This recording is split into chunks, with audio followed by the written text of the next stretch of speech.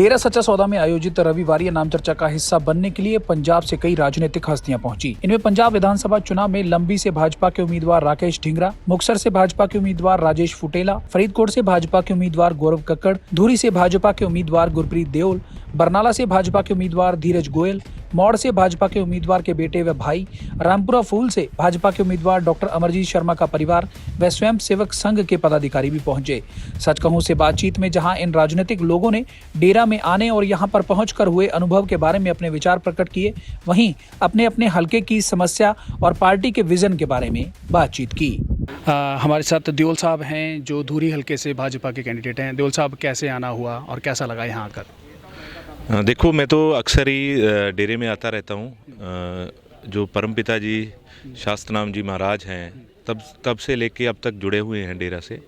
और डेरे के जो 138 काम चल रहे हैं यहाँ पे मानवता भलाई के, तो उनसे भी प्रभावित हैं। हमारे पंजाब में बहुत से ऐसे कार्य हुए हैं, चाहे वो नशा छुड़ाने का कार्य हो, चाहे वो वेश्यावृत्ति से निकालने का कार्य हो, चाहे वो जो दूसरे जो कार्य हो रहे हैं समाज सेवा के, जैसे कहीं आग लग गई या कोई दुर्घटना हो गई, कोई आपदा आ गई, वहाँ पे बढ़ चढ़ के ग्रीनेस के लोग लगते हैं, उससे प्रभावित हैं। और जो ब्लड डोनेशन कैंप जो सबसे बड़ा रिकॉर्ड है यहाँ पे, बहुत से कार्य डेरा की तरफ से किए जा रहे हैं। तो हम यहाँ गुरुजी के दर्शन करने आते रहते हैं। तो आज भी क्योंकि इलेक्शन लड़ रहे हैं, इसलिए दर्शन करने, आशीर्वाद लेने के लिए यहाँ पहुँचे थे। मुक्तसर में क्या ऐसे पॉइंट देखते हैं, की पॉइंट देखते हैं जिन पर अगर आपको जनता मैंडेट देती है तो आप वो काम पहली प्रायोरिटी लिस्ट में होंगे आपके? देखो, पंजाब में सबसे बड़ा आज अगर कोई दिक्कत है तो बेरोज़गारी की दिक्कत है और नशे की दिक्कत है। मैं समझता हूँ कि अगर वहाँ पे कानून व्यवस्था अच्छी रहे पंजाब में, क्योंकि कानून व्यवस्था कहीं ना कहीं चरमरा गई है। एक प्रधानमंत्री अपने को पंजाब में सेफ नहीं समझ रहा। इसी वजह से जो इंडस्ट्री है वो वहाँ से पलायन कर रही है, और इंडस्ट्री के पलायन होने से लोग बेरोजगार हो रहे हैं। बेरोजगार लोग कहीं ना कहीं डिप्रेशन में आ जाते हैं, नशे का शिकार होते हैं और नशा माफिया फैल रहा है। तो सबसे पहले तो वहाँ अमन कानून की व्यवस्था स्थापित करने की ज़रूरत है। उसके बाद वहाँ पैकेजेस की ज़रूरत है। वहाँ जो डेप्ट इतना ज़्यादा हो गया है, कर्जदार हो गया है, जो उसको अगर कोई कर्जे को ख़त्म कर सकता है तो केंद्र सरकार है। हम लोगों को ये बात रख रहे हैं कि अगर पंजाब को खुशहाल करना है एक बार फिर से, तो डबल इंजन की सरकार बनानी पड़ेगी। केंद्र के पास बहुत बड़े खजाने हैं, वो कर्जा माफ़ी की बात रखेंगे, और जो बेरोज़गारी है वो भी अगर इंडस्ट्रीज आएंगी तो ख़त्म होंगे, लोगों में खुशहाली आएगी। एक बार फिर से जो पंजाब पिछड़ चुका है, गुजरात की बात करें, हिमाचल हरियाणा की बात करें, जहां भाजपा की सरकारें हैं, उनसे बहुत ज़्यादा पीछे पिछड़ चुका है, वो एक बार फिर से नंबर 1 बनेगा। इसी बात को लेकर हम लोगों में जा रहे हैं, और लोगों में बहुत ज़्यादा उत्साह है, मोदी जी के प्रति बहुत ज़्यादा प्यार है। जी, बहुत बहुत शुक्रिया। हमारे साथ बातचीत करने के लिए आज डेरा सच्चा सौदा पहुँचे हैं धीरज जी हैं बरनाला से। धीरज जी, डेरा सच्चा सौदा आज आप आए हैं, कैसा लगा और क्यों आए आप? बहुत अच्छा लगा जी, और जहाँ का जो डिसिप्लिन देखा, सफाई देखी, बहुत ही अच्छा लगा। और मैं यहाँ आशीर्वाद लेने आया था और मुझे बहुत अच्छा प्रेम मिला, और महाराज जी का ओर से आशीर्वाद भी मिला। जी धीरज जी, जिस तरीके से बरनाला की स्थिति, मौजूदा स्थिति आप देखते हैं, क्या प्रायोरिटीज़ रहेंगी बरनाला के लिए अगर जनता आपको वहाँ से मैंडेट देती है, जिताकर आपको विधानसभा भेजती है? ऐसा है, बरनाला में काफ़ी हमारा इलाका पिछड़ा हुआ है, क्योंकि वहाँ पे जो विधायक बने हैं उन्होंने कुछ किया ही नहीं है, और वो आप पार्टी के विधायक हैं वहाँ पे, और उन्होंने सिर्फ से लोगों को धोखा ही दिया है। जैसे पिछले समय में उन्होंने एक टोल प्लाजा है वहाँ पे सेना रोड पे, वहाँ पे उन्होंने धरना दिया, कह रहे थे इसको हटाएंगे और आगे लगाएंगे, क्योंकि लोगों को गलत वो जगह है जहाँ पे टोल लगा हुआ है।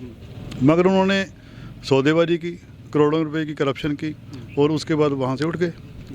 और आज भी जो वादे कर रहे हैं वो सिर्फ झूठे वादे कर रहे हैं। भाजपा जो कहती है वो करती है। इसलिए पंजाब के लोगों ने हमारा बहुत अच्छा स्वागत किया है। इसी तरह बरनाला में जितना प्रेम मिला है, जितना वहाँ लोगों में उत्साह है, वहाँ वोटर जो है बरनाला में वो ऐसे 20 तारीख को देख रहे हैं भी कब 20 तारीख आए, कब हम कमल का निशान दबाएं। और अच्छी वोटों से, ये मैं दावा करता हूँ, पूरे पंजाब में सबसे ज़्यादा लीड लेके बरनाला से सीट जिताएंगे।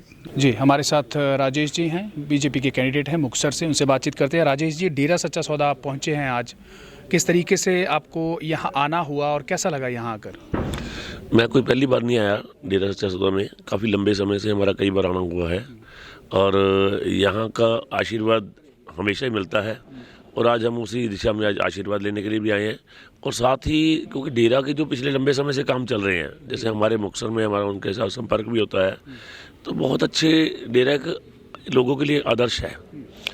तो हमारा आज आके हमें अच्छा महसूस हो रहा है और क्योंकि चुनावी मुहिम चल रही है, समा उस अकॉर्डिंग है, तो नहीं तो और भी बैठने का दिल कर रहा था, इसलिए आज आए हैं। तो सत्संग सुना, अच्छा लगा। राजेश जी, जिस तरीके से मुक्तसर की मौजूदा समस्याएं आपको नज़र आती हैं, आपको जनता अगर मैंडेट देती है, विधायक चुनकर विधानसभा में भेजती है, तो क्या आपके पास प्रायोरिटीज़ रहेंगी जिन्हें आप तुरंत सुलझाना चाहते हैं, तुरंत उन पर काम करना चाहते हैं? आपको हैरानगी होगी, मुक्तसर हमारा जो है श्री मुक्तसर साहिब, वो 40 मुक्तों की पवित्र शहर गिना जाता है, लेकिन वो पवित्र नाम की चीज़ कहीं भी नहीं है। मुक्तसर में समस्या ही समस्या है। आज देश 75 साल आज़ाद होने को हुआ, 75 साल में वहाँ पानी पीने वाला अच्छा नहीं है, सीवरेज की समस्या है, स्ट्रीट लाइट की समस्या है, सड़क नाली वही पुराने जो आज से 50 साल पहले काम होने चाहिए थे आज तक नहीं हुए। तो यहाँ से जो उम्मीदवार चुन के जाते हैं, उन्होंने कहीं लोगों को इस तरफ ध्यान दिया ही नहीं भी लोगों की समस्या है और इसको हल करना है। मेरी प्रायोरिटी होगी कि ये लोगों की जो मूलभूत सुविधाएं हैं जो आज से 75 साल पहले मिलनी चाहिए थी, नहीं मिली है, उन सुविधाओं को लोगों तक पहुंचाया जाए और हल्के में बैठ के विधायक बन के हल्के में बैठ के काम करे और हल्के के लोगों की समस्या का हल करे और मुक्तसर की डेवलपमेंट विकास जो पिछले लंबे समय से नहीं हुआ उसको किया जाए। जी, हमारे साथ बातचीत करने के लिए गौरव कक्कड़ हैं, फरीदकोट से बीजेपी के कैंडिडेट हैं, उनसे बातचीत करते हैं। गौरव जी, डेरा सच्चा सौदा पहुंचे हैं आप, कैसा लगा और क्यों आना हुआ? ਮੈਂ ਇੱਥੇ ਪਹਿਲੀ ਵਾਰ ਨਹੀਂ ਆਇਆ ਜੀ, ਮੈਂ ਇੱਥੇ ਕਈ ਵਾਰ ਆਇਆ। ਮੈਂ ਛੋਟਾ ਬਚਪਨ ਤੋਂ ਹੁੰਦਾ ਹੀ ਸਲਾਵਤਪੁਰੇ ਤੋਂ ਸਤਸੰਗ ਸੁਣਦਾ ਹੁੰਦਾ ਸੀ, ਉਦੋਂ ਤੋਂ ਮੈਂ ਜੁੜਿਆ ਹੋਇਆ ਜੀ। ਜੋ ਡੇਰੇ ਨੇ ਜੋ ਸਰਬ ਸਾਂਝੇ ਕੰਮ ਕੀਤੇ ਆ, ਮਾਨਵਤਾ ਦੀ ਭਲਾਈ ਦੇ ਕੰਮ ਕੀਤੇ ਆ, ਉਹ ਬਹੁਤ ਹੀ ਸ਼ਲਾਘਾਯੋਗ ਹੈ। ਬਲੱਡ ਕੈਂਪ ਹੋ ਗਿਆ, ਨਸ਼ਾ ਛਡਾਊ ਕੇਂਦਰ ਹੋ ਗਿਆ, ਇਸ ਤਰ੍ਹਾਂ ਦੇ ਕਈ ਜੋ ਗੁਰੂ ਮਹਾਰਾਜ ਜੀ ਨੇ ਸਾਡੇ ਕੰਮ ਕੀਤੇ, ਬਹੁਤ ਵਧੀਆ ਤੇ ਸ਼ਲਾਘਾਯੋਗ ਆ ਜੀ। ਫਰੀਦਕੋਟ ਦੇ ਵਿੱਚ ਤੁਹਾਡੇ ਸਾਹਮਣੇ ਆਪੋਨੈਂਟ ਨੇ, ਬੜੇ ਹੈਵੀ ਵੇਟ ਨੇ, ਉਹਨਾਂ ਦੇ ਵਿੱਚ ਕੀ ਤੁਸੀਂ ਜਨਤਾ ਦੇ ਸਾਹਮਣੇ ਇਹੋ ਜਿਹੀਆਂ ਗੱਲਾਂ ਲੈ ਕੇ ਜਾ ਰਹੇ ਹੋ ਕਿ ਲੋਕ ਤੁਹਾਨੂੰ ਵੋਟ ਪਾਉਣ? ਦੇਖੋ ਜੀ, ਇਹਨਾਂ ਦੋਨਾਂ ਪਾਰਟੀਆਂ ਦੇ ਕੈਂਡੀਡੇਟ ਅਕਾਲੀ ਤੇ ਕਾਂਗਰਸੀ ਨੇ ਹਮੇਸ਼ਾ ਪੰਜਾਬ ਨੂੰ ਲੁੱਟਿਆ, ਸਾਡੇ ਫਰੀਦਕੋਟ ਨੂੰ ਲੁੱਟਿਆ। ਸਾਡੇ ਫਰੀਦਕੋਟ ਵਿੱਚ ਨਸ਼ਾ ਘਰ ਘਰ ਪਹੁੰਚਾਇਆ ਇਹਨਾਂ ਨੇ, ਝੂਠੇ ਵਾਅਦੇ ਕਰਕੇ ਸਰਕਾਰ ਬਣਾਈ ਸੀ। ਅੱਜ ਇਹਨਾਂ ਨੇ ਵਾਅਦਿਆਂ ਦੀ ਪੋਲ ਖੁੱਲ੍ਹ ਗਈ ਹੈ, ਲੋਕੀ ਇਹਨਾਂ ਨੂੰ ਘਰਾਂ 'ਚ ਨਹੀਂ ਵੜਨ ਦੇ ਰਹੇ। ਇਹ ਬਿਲਕੁਲ ਜਮਾਂ ਗਰਾਊਂਡ ਲੈਵਲ ਤੇ ਪਹੁੰਚ ਚੁੱਕਿਆ ਹੈ, ਬਿਲਕੁਲ ਫੇਲ ਹੈ ਜੀ। ਤੇ ਭਾਰਤੀ ਜਨਤਾ ਪਾਰਟੀ ਦਾ MLA ਫਰੀਦਕੋਟ 'ਚੋਂ ਲੋਕੀ ਮੈਨੂੰ ਚੁਣ ਕੇ ਭੇਜਣਗੇ ਤੇ ਸਾਡੀ ਸਰਕਾਰ ਬਣਨ ਜਾ ਰਹੀ ਹੈ।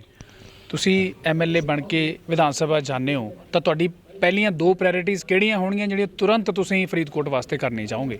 ਦੇਖੋ ਜੀ, ਸਾਡੇ ਫਰੀਦਕੋਟ ਦਾ ਇਹਨਾਂ ਤੋਂ 7 ਸਾਲ ਹੋ ਗਏ, ਹਜੇ ਤੱਕ ਇਹਨਾਂ ਤੋਂ ਗਲੀਆਂ ਨਾਲੀਆਂ ਨਹੀਂ ਸੂਤ ਆਈਆਂ। ਇਹਨਾਂ ਨੇ ਲੋਕਾਂ ਨੂੰ ਗਲੀਆਂ ਨਾਲੀਆਂ 'ਚ ਉਲਝਾਇਆ ਹੋਇਆ।